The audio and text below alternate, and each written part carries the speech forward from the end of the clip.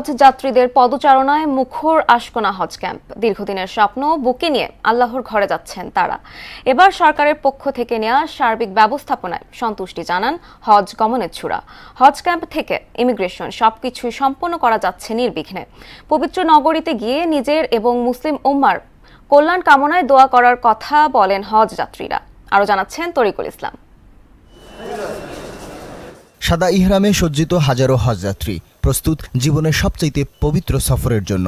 প্রতিদিনই নির্ধারিত ফ্লাইটে করে তারা পাড়ি দিচ্ছেন সৌদি আরবের উদ্দেশ্যে।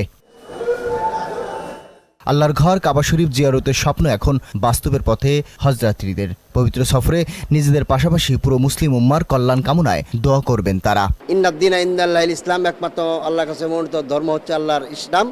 ইসলাম ধর্মকে আল্লাহ জয় করুক। দোয়া করি সবাই আল্লাহ তাআলা যেন সবাইকে সুস্থ ভালো রাখেন, আর যারা যারা হজ করতে পারেন তারা যেন সবাই যেন হজ করতে পারে, এই দোয়াটা বিশেষভাবে করবো আমি। মুসলিম উম্মাহ যেন সুখে শান্তিতে থাকতে পারে, এটাই আমরা আশা করব, এটাই দোয়া করব। সারা বিশ্বের মুসলমান জাতিকে যেভাবে বিদ্রোহীরা অত্যাচার অবিচার করছেন, মহান রব্বুল আলামিন তাদেরকে যেন সেই অভিশপ্ত ধ্বংস করেন।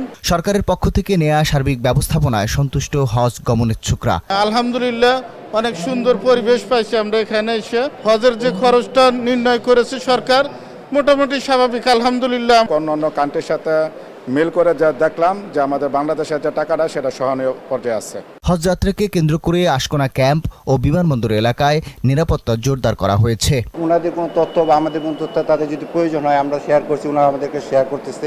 এভাবে আমরা পুরো একটা টিম ওয়ার্ক করতেছি। এবছর বাংলাদেশ থেকে প্রায় ৭৮,৫০০ সৌদি আরবে যাবেন। লাব্বাইক আল্লাহুম্মা লাব্বাইক এই ধ্বনিতে এবছর পুরো কাবা মুখরিত করবে বাংলাদেশের প্রায় ৭৮,৫০০ হাজি। সবার একটাই প্রত্যাশা, পুরো মুসলিম উম্মাহ যেন থাকে শান্তিতে। ঢাকার হাজি ক্যাম্প থেকে তরিকুল ইসলাম, মোহনা সংবাদ, ঢাকা।